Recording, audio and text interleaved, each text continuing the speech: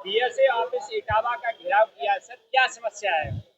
आज पूरे प्रदेश में जिन बच्चों में जिन स्कूलों में बच्चे कम हैं उन स्कूलों का मर्जर करके सरकार किसानों के, गरीबों के, दलितों के, पिछड़ों के उन बच्चों को शिक्षा से वंचित करना चाहती है जिनके पास ना पैसा है ना रोटी है। इसका हमारा जो संगठन विरोध कर रहा है। जब माननीय न्यायालय ने कहीं न कहीं सरकार का पक्ष रखा है, इसे कैसे देखते हो आप? राइट टू एजुकेशन एक्ट में जो लिखा है कि 6 से 14 वर्ष के बच्चों का मौलिक अधिकार है अपने गांव के पास स्कूल में शिक्षा पाना। राइट टू एजुकेशन एक्ट में लिखा हुआ है कि 1 किलोमीटर प्राइमरी स्कूल होना चाहिए, 3 किलोमीटर पर जूनियर होना चाहिए और 6 से 14 वर्ष के बच्चों को शिक्षा मिलनी चाहिए। हमारे जो वकील गए वो माननीय न्यायालय में इस एजुकेशन एक्ट को पढ़ के नहीं गए और उन्होंने इन गरीबों के, किसानों के, दलितों के बच्चों का सही तरीके से पक्ष नहीं रख पाया और इसीलिए न्यायालय का निर्णय ये आया। सपा सुप्रीमो अखिलेश यादव जी ने कहा है कि अगर समाजवादी पार्टी सत्ता में आई तो ये जो मतलब मर्जी और व्यवस्था है ये खत्म कर देंगे, कैसे देखते हो? माननीय अखिलेश जी के बयान की मैं बहुत बहुत प्रशंसा करता हूँ, क्योंकि माननीय नेताजी सच्चा से जुड़े रहे और वो उनके बेटे हैं।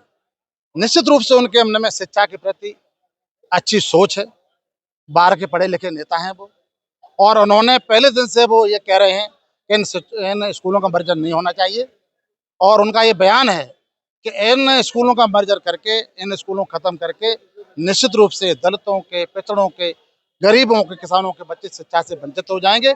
मैं उनके इस बयान की बहुत बहुत प्रशंसा करता हूँ। सर, जो प्राइवेट एनजीओस हैं, जो प्राइवेट संस्थाएं हैं, सरकार कहीं न कहीं उन्हें बढ़ावा दे रही है। इसी कारण सरकारी जो संस्थाएं उसमें बच्चे नहीं पहुंचते, कैसे देखते हो इसे? ये सरकार बहुत लंबे समय से प्रयासरत है कि बेसिक शिक्षा के सरकारी स्कूलों को बंद करके एनजीओ के माध्यम से प्राइवेट तरीके से अध्यापक रख के बच्चों को पढ़ाया जाए। ये सरकार जो एक मानक रखा गया है उम्र का बच्चों का जी 6 वर्ष वाला, क्या ये एक समस्या है कि जो संख्या कम है? ये सरकार इन प्राइमरी स्कूलों को बंद करना चाहती है। अगर बंद ना करना चाहती तो ये नियम नहीं आता कि 6 वर्ष से कम के बच्चे नहीं लिए जाएंगे। मैं आपसे पूछना चाहता हूँ कि कौन सा ऐसे अभिभावक हैं जो 6 वर्ष तक अपने बच्चों घर में बैठा ले रहेंगे। मेरे संगठन की मांग है कि जो प्री क्लास है वो हमारे स्कूलों में दिए जाएं, शिक्षक दिए जाएं, तब ये स्कूल चलेंगे। लेकिन नहीं, ये सरकार 6 वर्ष से कम बच्चों का एडमिशन ना देके बेसिक स्कूलों में इन स्कूलों को बंद करना चाहते हैं। अगर ये है कि 22 बच्चों से कम अगर होगा तो वो स्कूल मर्ज कर दिया जाएगा, लेकिन जो सरकार है प्राइवेट एनजीओ जो संस्थाएं उन्हें बढ़ावा दे रही है, सरकारी स्कूलों में बच्चे कैसे पहुंचेंगे? देखिए, सरकार का ये दोहरी नीति है। सरकार की एक उपक्रम है कि हर गांव में उन्होंने प्राइवेट स्कूलों को मान्यता दे दी। एक एक कमरे में प्राइवेट सेक्टर के स्कूल चल रहे हैं। सरकार खुद चाहती है प्राइवेट सेक्टर को बढ़ावा देना और सरकारी स्कूलों को बंद करना। इसी का ये क्रम है कि स्कूल बंद किया जाए। अगर सरकारी विद्यालयों में प्री प्राइमरी अगर क्लास चालू कर दिया जाए, संख्या बढ़ सकती है? बहुत ज्यादा है।